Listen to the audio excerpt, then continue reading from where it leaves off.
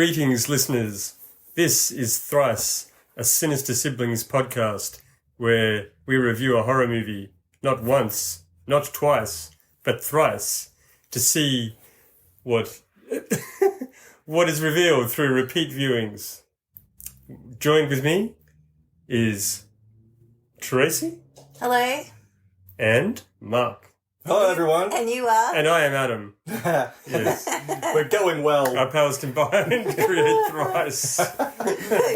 So if this is your first time listening in, the basic premise of what we do on the podcast is the first time we watch the movie, we're going to give you our thoughts sort of fresh from when we've seen it, just based on our own feedback. The second time round that we do it will be, I suppose, the inner circle. So we'll be watching it through our own experience plus the other two guys in the podcast. And then the third time round when we watch it, we bring in some external influence as well, whether that's reviews, whether that's interactions we've had with you guys, or whether that's from people involved with making the film, so cast and crew. So I'll pass you over now to my darling sister, who will introduce tonight's film. Okay, so we have literally just got back from the cinema after having watched The Watchers, which stars Dakota Fanning and was directed and written by... Well, it was written by M. Night Shyamalan's daughter, whose name is Ishana Night Shyamalan, with Daddy acting as a producer in the background. Yes. Based on the book. Based on a book. So The Watchers follows Mina, a 28-year-old artist who gets stranded in an expansive, untouched forest in Western Ireland. When Mina finds shelter, she unknowingly becomes trapped alongside three strangers that are watched and stalked by mysterious creatures each night. So be prepared. We're going to take you through our thoughts on the film. There will be spoilers. Spoilers are plenty. Spoilers are plenty. But, yeah, let's kick it off. So, guys, I'll start with you, Adam. Yes.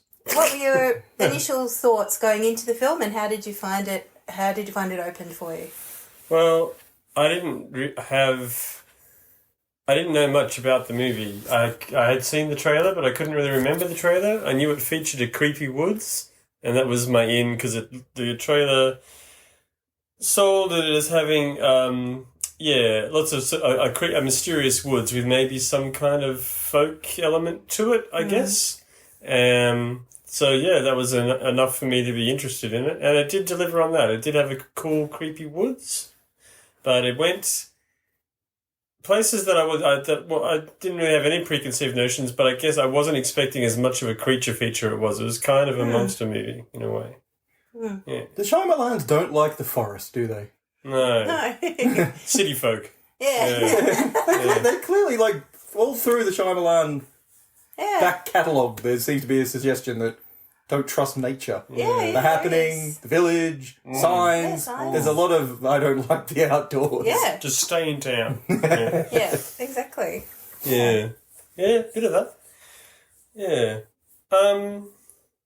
Yeah, what about yourself? Tracy? Well, yeah, I sort of watched the trailer. I've seen it a couple of times, going to the cinema and stuff, and thought, yeah, it looked really interesting. I liked how it looked quite moody. So when the main characters in this, what they call the coop, I think it was, this sort of isolated sort of stage, it had that sort of moody lighting. You've just got almost like a Nordic forest outside, so very dark and, very creepy. And I sort of thought, yeah, this is my kind of thing. And I was sort of picturing, again, like a folk horror type situation.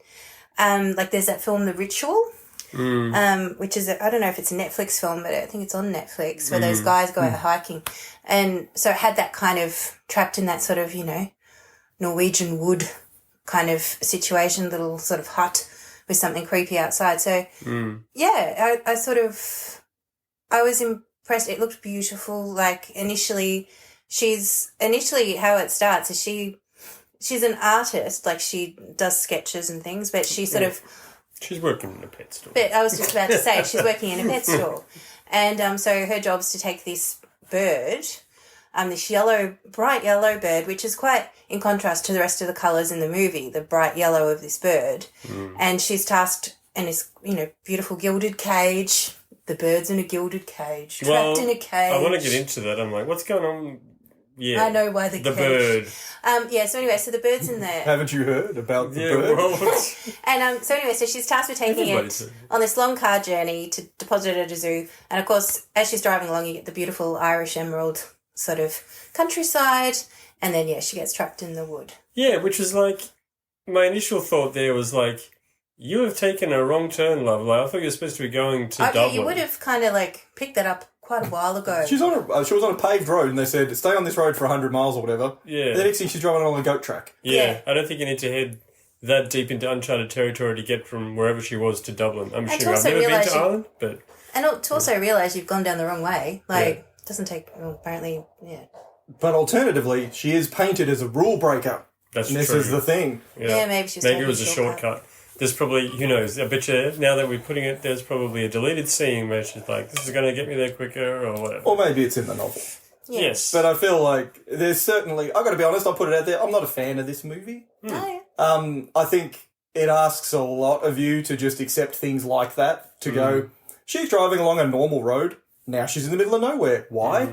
Because movies. And then she's like, oh, strange person in the woods. Come hide in this building with me. Okay. I'll accept that. And she accepts it very, very quickly. Yeah. Well, probably, to be honest, if I was in a creepy ass woods and there was like sort of a slightly kindly old lady sort of gesturing for me to come into a brightly lit space and there were other people in there, I'd probably be like, yeah, okay. This sounds better than staying out in the dark woods where I'm kind of getting creeped out. So I'd probably be like, for the first night, I'd probably be like, yeah, okay. But no, it's sort of, I've found with this movie, it does jump along quite quickly in that terms of accept that she's on this dirt track, accept that she's, gone into the coop with these people, and accept that what they do in the coop is stand in front of this sort of, two-way mirror. So the watchers, who they can't see, can watch them all night, every night. Yeah. And she just kind of does it. And goes So on. we work on the idea that the professor also apparently has the means and the ability to somehow build this huge underground bunker with remote power of its own sort of power source from somewhere. Yeah, before getting eaten. With electronics that work, Yeah. whereas electronics are shown to be no good anywhere else. So somehow he's figured that out. We just have to accept that. It did say something, at one point when he gets the TV, the kid... Yeah, so who else have we got in the bunker? We've got the boy, Daniel. Yeah. Boy We've Daniel. got the girl... What was her name? Oh, I can't remember her name. You've got Madeline, who was the older lady. The older lady, Madeline. Who you're given the idea that she was a professor of folklore and history and things outside of the coop. And there you have the other girl. The girl from Barbarian. The other girl was Kiara? Kiara. And she was married and her husband... Missing. Was John. Yeah, who you sort of see at the beginning. Yeah, that's And right. The movie his- starts with him. His escape attempt. But what I found was interesting, so they do refer to the professor, but... Professor Kilmartin. Kilmartin, but almost immediately I was like, well, what happened to him? Where is he? Yeah. And nobody sort of questioned where he... Like, I was like, well, if you've heard The about professor, him... The professor, and he told you all of... There's rules that these people need to follow in order to stay safe. And Who it's like, told who that? Yeah, how did you know that? well, I'm woman sort of there. taking... He told Madeline the rules, because she's been there the longest, but she doesn't say... And then he died of old age, or he broke his rules, or it's just not... I sort of found that was a bit of a gap. I mean, later on, obviously, you find out about the professor. Yeah, but you also find out yet again in the just accept it pile of the university's just left this spacious office area untouched. Oh, well, they did sort of put a little sort of, The caveat in student- there. The students raised a little fund. They did a GoFundMe to keep and we're assuming he's down as a missing person. Yeah. So they've just said, let's just keep this missing professor's messy office as it is. And no police, no other relatives have gone through his office to look for clues. They've just left everything as is. Yeah. So that was a bit of a stretch as well. But I guess to rewind a little bit, she sort of gets trapped in this forest with these people, falls into their way of life, where by day they're trying to scrounge up some food. The little coop's very sparse and Spartan. Each day it's up to them to find their own food and to be back inside by sunset so they can perform by just being themselves for these invisible watchers. And these watchers also have burrows, and one of their rules is not to go near the burrows. And so we also have with our characters, of course, our main character, Mina, she's a rule breaker, a rebel. So what does she want to do? She wants to go down a burrow. Yeah, she decides, I'm not having this, I can't stay here. Which, to be fair, is a realistic response, that we hadn't seen so far from the other three. You people are nuts. Like, yeah. I'm getting out of here. Yeah, and why are you disbelieving what's happening? Like, we've not seen a Watcher. Why are we disbelieving that these things are true? But then the argument, as we see in the flashback, is that Mina should have learnt when she was little, maybe sometimes, do what you're told. Yes, exactly. So I was looking for the Shyamalan sort of, even though it was his daughter and not him, I was looking for the secret nuances and the twist in the little twists and, if they do this, does that mean that? And, so I was trying to keep all through the film sort of awake for those kind of moments. Mm. Well, there is some of that, and I think we need to go back to what Adam was saying before. So we've got a parrot, which I took initially to be like the canary in the coal mine kind of idea. Too. Yeah. But you were talking about a gilded cage element of things. Like, it seems very incongruous just to go, she's got a brightly coloured parrot with her. Yeah. That's the reason for her taking a car trip. I suspect... Yeah, that's right. It's the reason for her taking a car trip, but it also...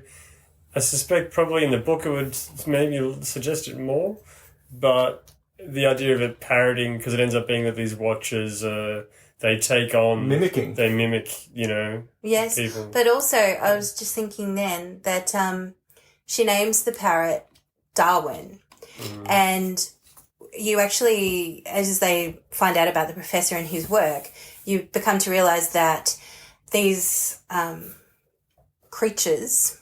fairies, the fae, whatever, they're referred to by several different names. They used to live in harmony with humans, and then they bred with humans as well.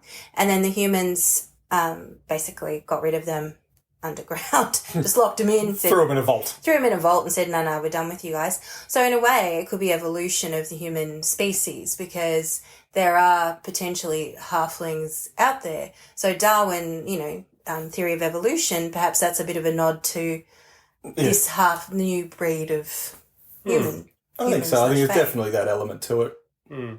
Yes. So, I mean, there were a few points, because basically, like I think someone said, the crux of it all is they're scary sort of creatures. You don't really see them, thank God. Thank God. Because I think that always ruins it for me when you see some weird CGI creature and you're just like, I'm not scared anymore. I was scared when the bushes were rustling in the dark woods. Yeah, that scares me. They had a bit of a Slender Man profile, didn't they? A bit of a Slender Man. I thought they looked pretty creepy. Yeah. When the way it sort of drew itself up to its full height and kind of merged with the trees. I was like, this thing's kind of cool looking. I kind of liked that. That was a bit sort of, one of those sort of... And that did recall some of the scenes from The Ritual. Exactly, one of those sort of dolls, corn silk dolls. So that part was good. But, so I was pleased that we didn't really see them that much initially. But, sort of... Well, what do you take from... So... Would you say that Madeline was the Coop mother? Yeah. So what would you take into the parallels there, I guess, that we see that Mina disobeyed her real mother, which led to her mother's demise. And then we see her disobeying the Coop mother as well. There seems to be a thread right through of her not being able to follow her elders, perhaps. And if I'm going to throw a really long bow out there, let's keep in mind the director's only in her early 20s as well. So maybe there's a authority figure, middle finger kind of thing coming up. Yeah, potentially. I thought another thread was in the mirror. Oh, no, you can just dismiss what I said then, that's all right. Let's not discuss it. You mean just like it's a long-winded kind of, like an apology to her dad or something? Sorry, I never listened to Mum kind of thing? Or... Well, I don't know. It could be. Maybe there's some family trauma getting worked out there. Oh, my gosh. We'll get back to you on that. Yeah, I just thought it was interesting, the mirror images of everything. So with her being a twin as well. Yeah, I thought definitely there was a reason why she was a twin. And then also I think how it was sort of, they were talking about how What was the reason she was a twin? Well, it's a mirror image. There was so much sort of imagery about looking in the mirror, looking at oneself. Reflecting on yourself. And reflecting on your qualities and who you are. And, like both Daniel and she had these sort of soliloquies about, I did this and I was, a bad person, or this happened. So I was reflecting on oneself. And the whole time they're looking at themselves in the mirror as the watchers are watching them. It's all about being watched and looking. But I thought where I'm going with it was right at the beginning, before she hits the road and goes to the forest, she loves going out and pretending to be someone else. So she puts on a different coloured wig, she puts on a different persona and acts like a completely different person, which, of course, is what the Fae are aiming to do, is to become. Oh, yeah, that is true. So she's being Fae-like herself. Yeah. So it's got a few themes of, mimicry and escaping your past and identity, but it doesn't really drill home any of them, really. And I've got to say, my initial take on this, I was probably wanting to see more in it than there actually was. When she initially got to the bunker and they're like, oh, we spend all our time in here and we're being watched and we don't know if it's day or night and, we don't know what's going on. We're just when I dance and they like it when I dance and you hear the applause and I'm like, oh, this is going to be about the brandification of life on social media or something. Oh. And people living for the gratification of the audience. So I thought it was going to be about that. I thought it was going to have something to say about that. Well, the Coop looks like a reality TV Big Brother kind of Well, thing, they were doesn't it? watching reality TV. And she was watching that dodgy love show. Yeah, which again is that window in. She's watching their lives while she's being watched living her life. While we're watching the watchers, watching the people watching the show. God. Yeah. Ooh, get in those levels. Inception. Yeah, yes. That's right. Definitely. Now, we know that in the end we find the professor set this whole thing up because he was trying to bring his wife back. So, on the surface of that then, the professor then also knows that the Fae who are watching are learning to mimic people. Yeah. And so, would we say that, is he a bad guy then? Because is he potentially putting these people here? I mean, he probably wasn't, because we now know the Madeline Fae creature is probably the one who's been setting up the whole zoo to help her fellow Fae learn how to mimic people. Yeah. That's right, we should point out. That's right. It turns out being that the elderly woman in the bunker is actually one of the Fae folk impersonating. Yeah. But she's a half-breed, which means she can mingle with the people and go out during the day. Yes. No, I think he was kind of a bad guy in the fact that he was selfish and obsessive and he was prepared to kill people in that. But so he was talking about how when he was building the bunker, he used to sacrifice the local workers who wouldn't be missed. So he'd, hire sort of casual labourers who maybe, people, Did I miss that? Maybe people in the community wouldn't. So he'd sacrifice 13 every day. He'd just close the door at night time and they'd get... Did you hear this? I think I was probably tapping out at that point as well. Oh, wait. Okay. Yeah. And these people as well, we watch it more than once. Yeah, but he was like the archetype of the mad professor, Yeah, well, that's the thing. He was driven mad and to do bad things because of his love for this woman, and which became an obsession. But, I mean, also, I think for both him and his wife, they were studying folklore and they were studying the Fae and things. So that was also a passion for them as well. So, guys, there's a through line here. This is another movie about someone trying to channel their deceased loved ones again. Yeah, that's true. Baghead was deceasing loved ones. And Immaculate, you could say. And Late Night with the Devil. Late Night with the Devil. True. Holy dog. So just going back to what you were saying, Adam, about the social media, I think there's an element there because I think you've got that window in so much that there was some anxiety. Everyone stand in a line. We have to stand still. We have to be who they want us to be. Yeah. So there certainly is an element of anxiety about the film in that regard. That could feed into that social media thing, the need. We've all probably met people who feel the urge to live their best life online and show only happy moments or that pressure to perhaps perform. So, when we've got Kiara dancing randomly to people she can't see because she thinks that they like that. When Mina first gets there and they're like, stand forward so they can see you better. We've got someone new on the show tonight. Well, that's the thing with that stuff. But then they were like, oh, just be yourself. That's all they want. I'm like, oh, okay. So it's not really, it ended up not really going that way that much. But I thought it was kind of going to be more about living to be seen rather than just living, but it wasn't. Mm. Do you reckon the film outstayed its welcome? I felt there was one or probably 3 times I actually thought the film was finished. Yeah. And then we kind of tacked something more into it.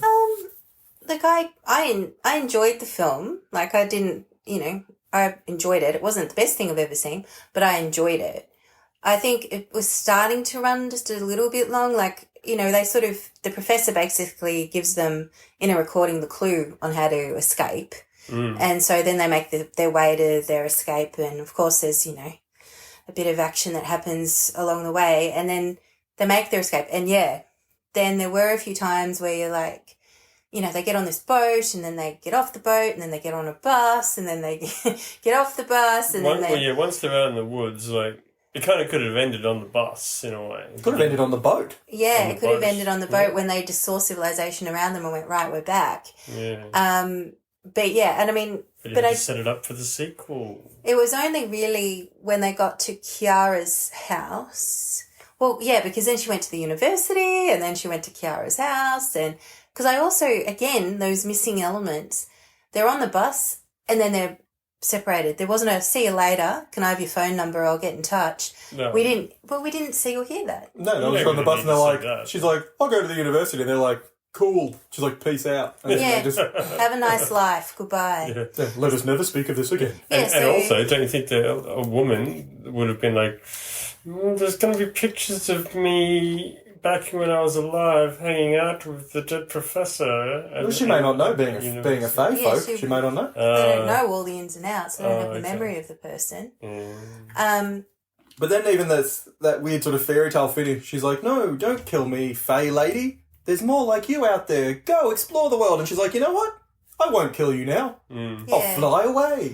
Yeah, there were... But then I'll still hang around and just kind of like it follows and just be standing in the street looking at your house. Yeah, and then I don't know why that little girl had to sort of look blind or whatever. No, that was explained how the fae have to practice how to mimic. So she was trying to mimic that little girl and hadn't quite got it right. So that was the tell to sort of go, just in case you didn't know the little girl was obviously the old lady as a little girl. Yeah. Yet again, rocking the orange. There's a lot of orange in the movie. Yeah. A lot of orange. The parrot was pretty much orange. The inside of the coop was pretty much orange. Yeah. Don't know whether that's just aesthetically because so much of it was green and blue. They wanted something to pop out a little bit. Yeah, light and dark. And that might be Papa's influence as well. Like Shyamalan likes to put some splashes of colour into things too. Yeah. So, I didn't think it was a bad film, I have to say. And I mean, I think there's a place for that kind of light horror. I feel like maybe, sort of certain teenagers, I guess, might like that movie, I guess. Well, yeah, it's not traumatic. Like, so much of, what you can watch kind of makes you just, like lean back in your seat kind of going, oh my God, and gasping for breath going, that's going to stay with me forever. And this film was not that. No. But I did like the fact, we're straying into cryptid territory and, we're sort of talking about, fae creatures and sort of forest-dwelling cryptids and stuff. I like that. I like that that's being brought Yeah, but even forward. the way, just in that the massive poll we've got of you just have to accept that is. Like, even when they have that conversation in the bunker, no one goes, oh, what's that? They all just go, oh, yeah. Yeah. I mean, some of it was quite sort of simple and kind of ham-fisted, like, at the end, like we were just saying.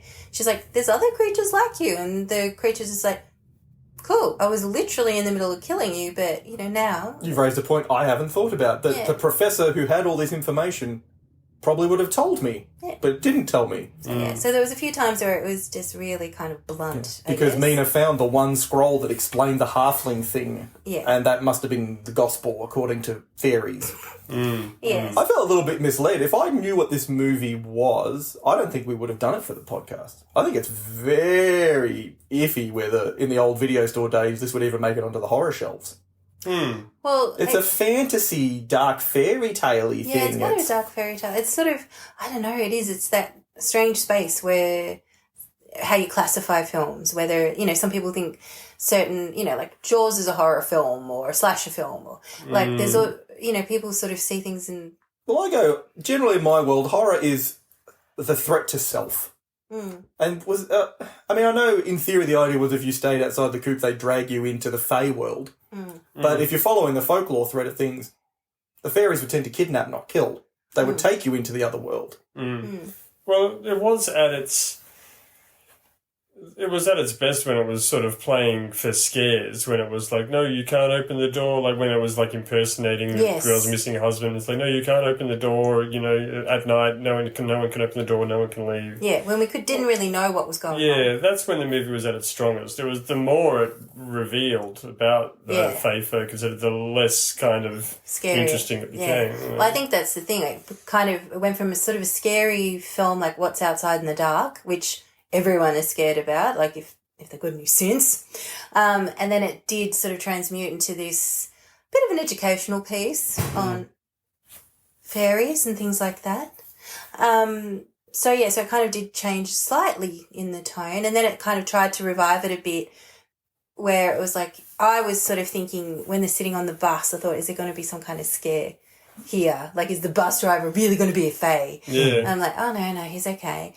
And then, but as soon as she went into the house, so kind of, well, it wasn't the final scene, one of the final scenes, when she went into Kiara's house and the house was dark, there was an immediate tell for me. Immediate tell, because I'm like, what kind of person's, who knows? Please tell me if this is you.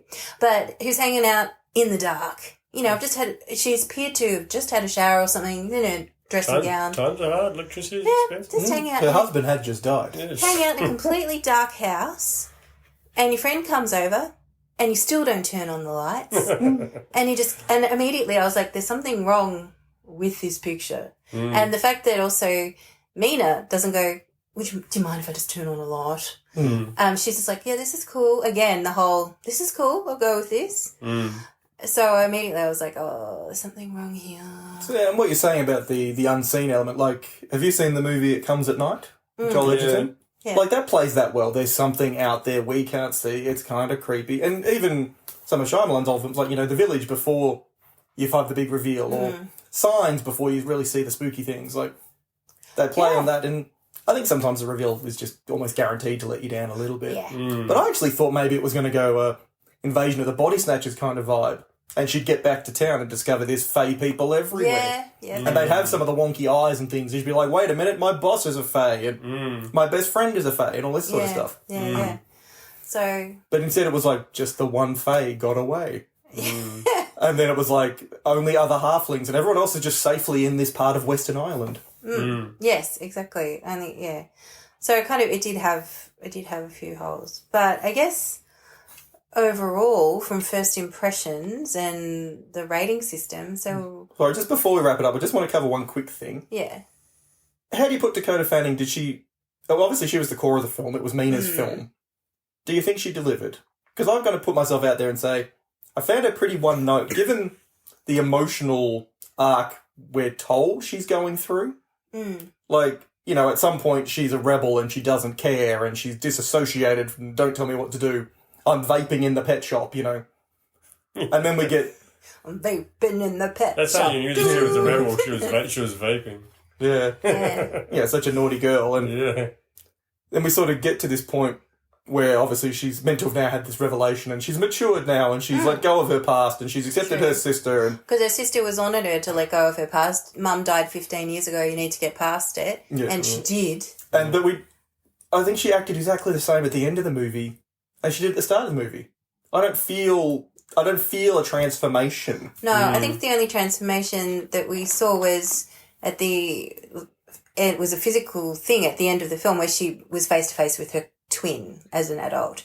I think that was meant to signify how she had come back and, was now involved with her sister and involved with her nephews. Yeah. But in terms of her actual performance, it was pretty static. I think she did all right with what she had to work with. I don't think it's the actor's fault, it's the script. It didn't do a good job of rounding off her arc of like coming to terms with her part in her mother's death. Well, I guess the stakes weren't there for the emotion to come out. There wasn't a moment, like she sort of, she was banging on the door, I think, and going, oh yeah, I've done bad things too, I have. I think, but ultimately she was I won't use a swear word, she was mucking around in the car as a kid. Yeah. Every kid mucks around in the car. I don't even know if you can really hang mum's death on that. No. Mum shouldn't have been reaching around trying to grab the kid in the first place. No. Not to victim blame mum, of course, but... No, keep your eyes on the road. Yeah, Eyes on the job. Mina's mum should have at least, maybe not tried to trap her daughter's fingers in the window. Yeah, I didn't think she realised she was not going to let go. Much like the cat Mina, who won't move out of the way when you try and sit down. Yes. But yes, so... Let's. What are we going to use for ratings tonight? I'm going to suggest we might use, I don't know, halflings. Halflings. Yeah, cool. You want to use that as a rating point, or you got something better? No, there's no real... Yellow parrot? Ooh. All right, we'll do yellow parrots. How many yellow parrots are you going to give The Watchers? I think I would give it... Out of 10? Out of 10. Out of 10. I think I would give it 6.5 yellow parrots. So there's half a dead bird there. Yes, it's quite disturbing. I found it entertaining. I particularly, I love nature and I love that kind of landscape, so I can watch movies situated in that. Till the cows come home, all the people come home from the forest. So, I liked that. I liked how it was kind of moody initially. I didn't really know where it was going to go. And then, I'm always keen for, to hear about fairies and the fae. So, but yeah, the endings started to get a bit rambly and there were those big gaps. So, 6.5 yellow parrots. I guess I'll give it... Yeah, right in the middle there. I'll give it 5 parrots. I'll give it 5 parrots for, again, like as Trace was saying, I like the woods. I guess I like the initial sort of conceit. I was drawn in by the idea of them being sort of trapped in this box and having to, be watched all the time, but then it didn't really sort of go much further than that. And then but then I also liked the sort of the fae folk research, but the two things didn't gel together very well for me. Yeah, I think it'll get less interesting with repeat viewings.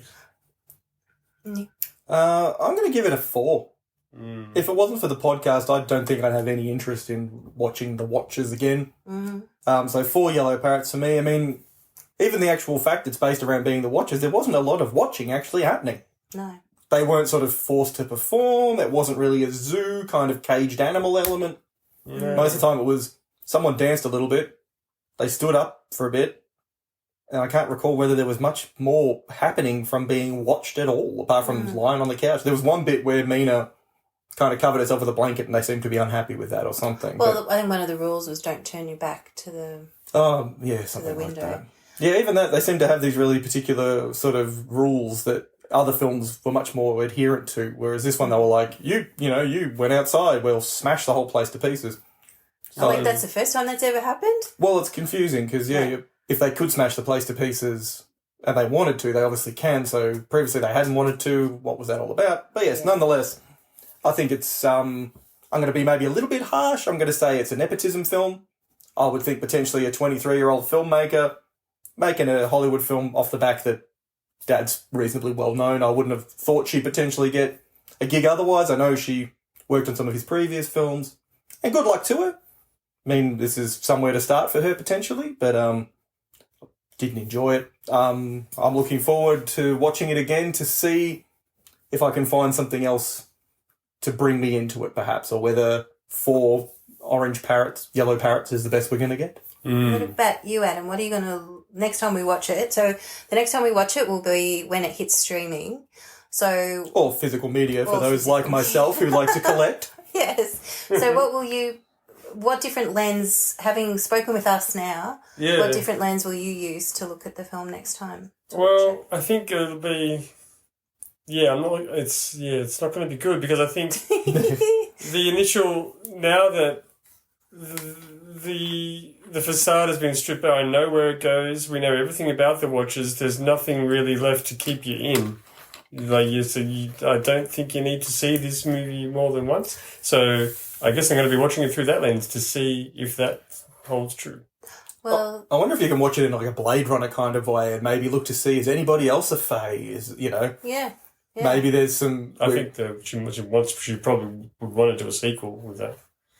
Well, I don't know. Yeah, maybe. Yeah, I guess it will be an interesting film to see if, most of the time, not most of the time, but we've watched some good films so far. So you kind of go, oh, yeah, I'm happy to continue to watch these. But, yeah, for a film that's, kind of a little bit fair to middling, it will be interesting to see if it does improve on future watchings, if we can ratchet up those birds. So... I'll be interested to see too, actually, when we start expanding our view a little bit and getting some feedback from the broader world. So, yet again, when you're listening to this one, guys, if you want to put some information out to us as well, be interested to know what you think. Yeah, we do have a Facebook page, Sinister Siblings, so you can jump on there and leave comments for us. We will be obviously posting about this particular podcast, but feel free just to drop us a comment and let us know what you thought about this film or what you think we should look for in the watches. But yeah, I think it'll just be going in and just seeing what else is to be had. Yeah, exactly. So, yes, so what you guys will see now is a very brief break, but for us it'll be a matter of potentially a couple of months until we come around to the next side of things. So, for now, though, we'll say good night and we'll see you next time. Au revoir. Au revoir. Bye.